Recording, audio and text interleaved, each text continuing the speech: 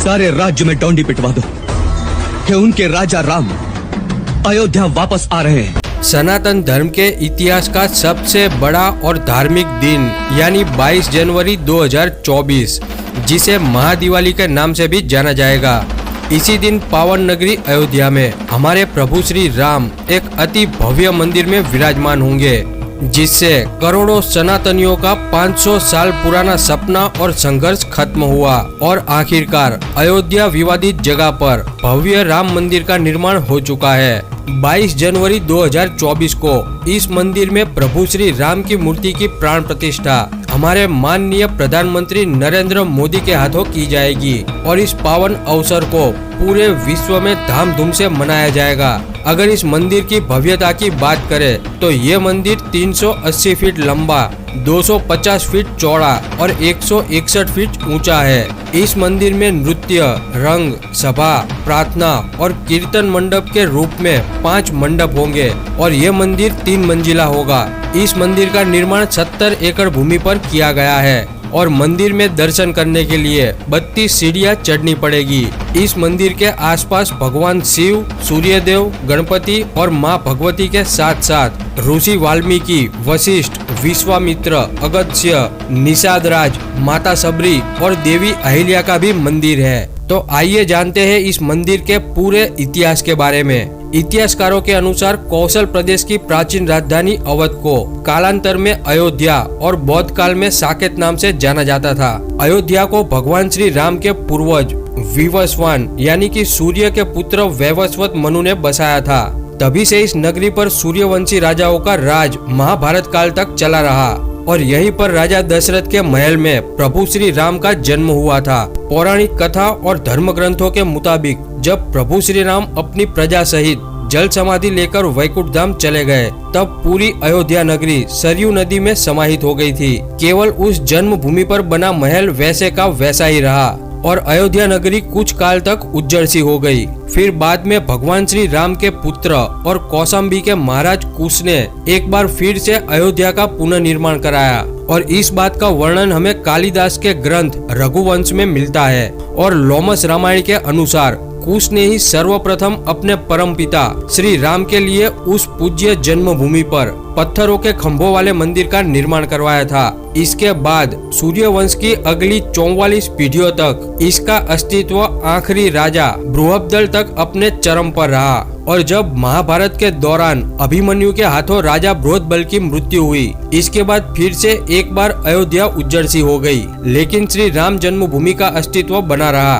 और इसके बाद ये उल्लेख मिलता है कि ईसा के लगभग 100 वर्ष पूर्व उज्जैन के सम्राट विक्रमादित्य एक दिन आखेट करते करते अयोध्या आ पहुँचे, जहाँ उन्हें आसपास के संतों और योगी से ये जानकारी मिली कि ये जगह प्रभु श्री राम की जन्मभूमि है और उस वक्त वहाँ पर कोई बसाहट नहीं थी, चारों तरफ घना जंगल हो चुका था।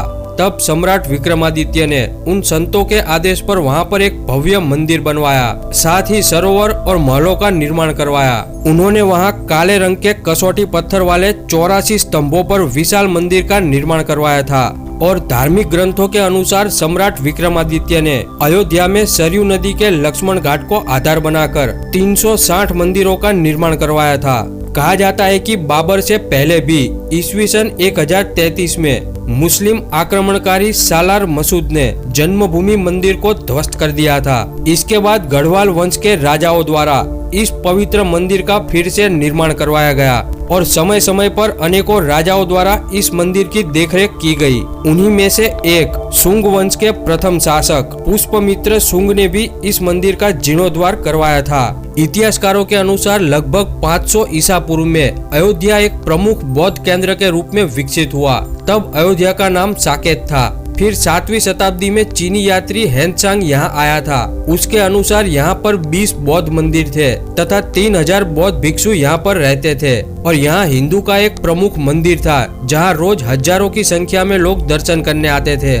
इसके बाद 11वीं शताब्दी में कनौज नरेश जयचंद आया तो उसने यहाँ मंदिर पर सम्राट विक्रमादित्य के प्रशस्ति शिलालेख को उखाड़कर अपना नाम लिखवा दिया और पानीपत के युद्ध के बाद जयचंद का भी अंत हो गया और उसके अंत के बाद भारतवर्ष पर आक्रांताओं का आक्रमण बढ़ने लगा। आक्रमणकारियों ने काशी मथुरा के साथ ही अयोध्या में भी लूटपाट की और अनेकों पुजारियों की हत्या कर मूर्तियां तोड़ने का क्रम जारी रखा। लेकिन 14वीं शताब्दी तक अयोध्या में राम मंदिर को तोड़ने में सफल नहीं हो पाए थे। फिर 14वीं शताब्दी में हिंदुस्तान पर मुगलों का अधिकार हो गया और उसके बाद ही राम जन्मभूमि और अयोध्या को नष्ट करने के अभियान चलाए गए और आखिरकार 1528 में इस भव्य मंदिर को तोड़ दिया गया। बाबरनामा के अनुसार 1528 में अयोध्या पड़ाव के दौरान बाबर ने एक मस्जिद निर्माण का आदेश दिया था। तब उसके सेनापति मीर बकी ने राम मंदिर को तोड़कर बाबरी मस्जिद बनवाई थी और फिर बाबरी मस्जिद के बनने के 300 साल बाद इसे लेकर विवाद की पहली झलक दिखाई दी। और अब जो इतिहास शुरू होने वाला था वह लंबी लड़ाई के साथ साथ विध्वंस की कहानी कहने वाला था। उस वक्त राम जन्मभूमि के आसपास के इलाकों में पहली बार 1853 में दंगे भड़क उठे।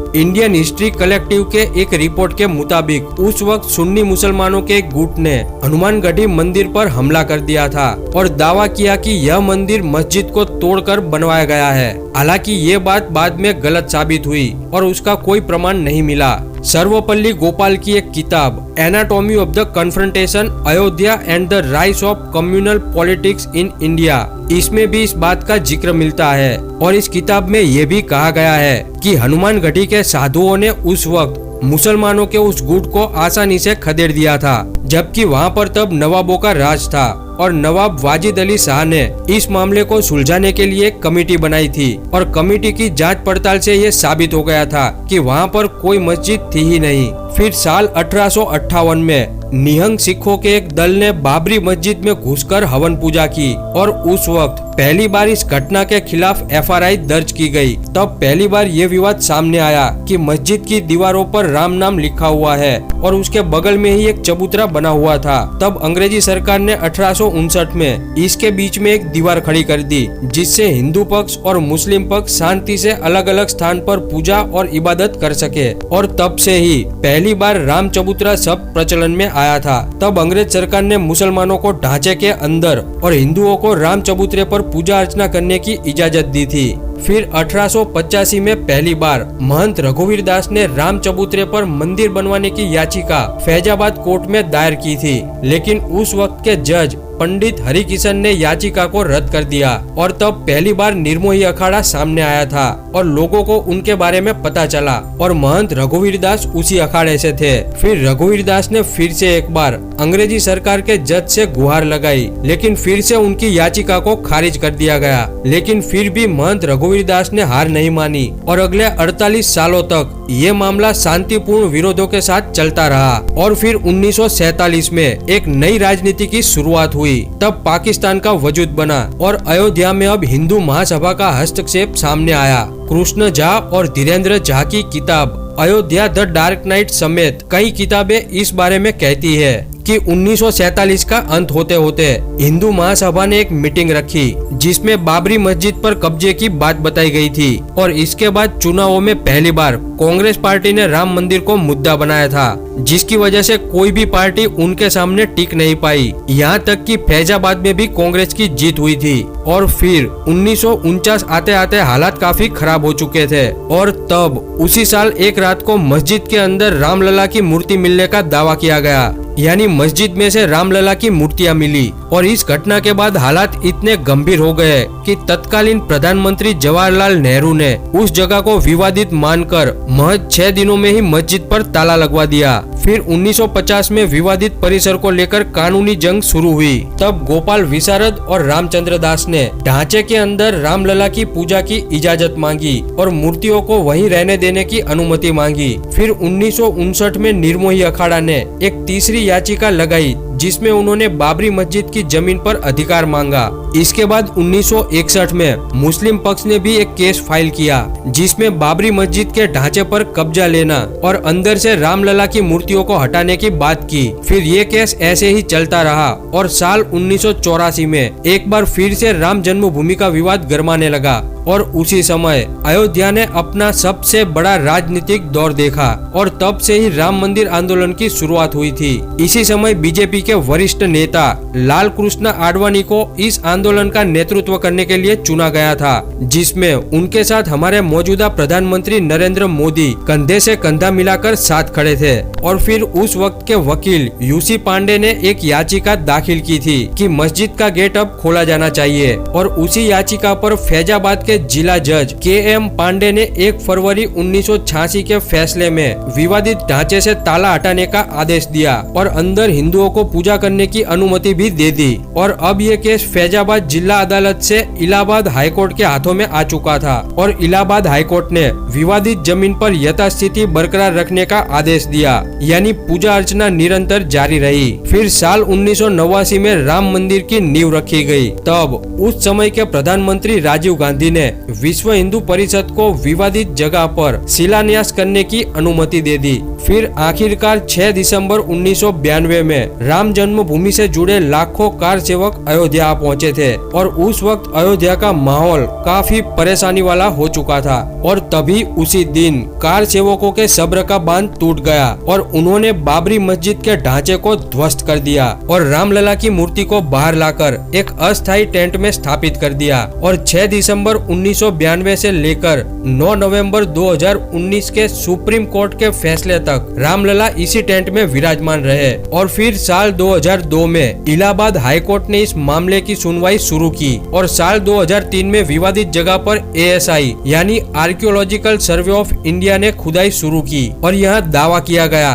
कि इस जगह के नीचे 10वीं सदी के मंदिर के सबूत मिले हैं। फिर 30 सितंबर 2010 में इलाहाबाद हाईकोर्ट ने एक अजीब फैसला सुनाया, जिसमें इस जगह को 3 दावेदारों के बीच में बांटा गया, जिसके तहत इसका 1/3 हिस्सा निर्मोही अखाड़ा का, 1/3 हिस्सा सुन्नी वक्फ बोर्ड का, और बाकी बचा 1/3 हिस्सा रामलला विराजमान को दिया गया। लेकिन फिर साल 2011 में इस अजीब फैसले पर सुप्रीम कोर्ट ने ये कहकर रोक लगा दी कि तीनों में से किसी भी पक्षकार ने ऐसी मांग रखी ही नहीं थी। फिर सुप्रीम कोर्ट ने अगले 8 वर्षों तक मध्यस्थता करने की कोशिश की, लेकिन इसका कोई हल नहीं निकाल पाए। फिर आखिरकार साल 2019 में ऐतिहासिक फैसले की घड़ी आई, और उस वक्त के चीफ जस्टिस रंजन गोगोई की अगुवाई वाली सुप्रीम कोर्ट की 5 जजों की एक बेंच ने 40 दिनों की मैराथन सुनवाई के बाद 16 अक्टूबर 2019 को दशकों पुराने इस कानूनी विवाद पर फैसला सुरक्षित रख लिया। और अंत में 9 नवंबर 2019 को वो ऐतिहासिक दिन आया जब सुप्रीम कोर्ट ने सदियों पुराने इस कानूनी विवाद को हमेशा के लिए खत्म कर दिया और संपूर्ण विवादित परिसर को रामलला का मालिकाना हक दे दिया। और इसके साथ ही मुस्लिम पक्ष को अयोध्या में ही मस्जिद बनाने के लिए 5 एकड़ जमीन दे दी गई, और मौजूदा प्रधानमंत्री नरेंद्र मोदी को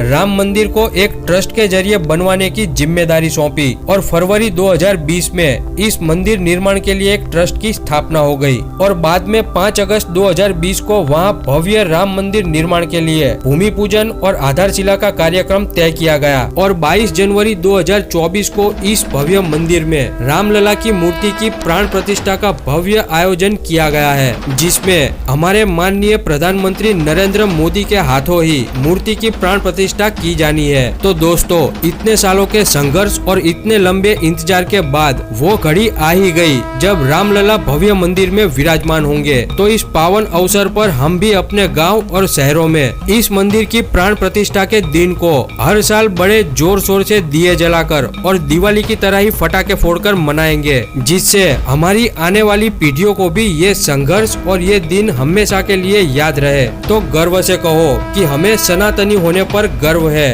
हमें हिंदू होने पर गर्व है। जय जय श्री राम, हर हर महादेव।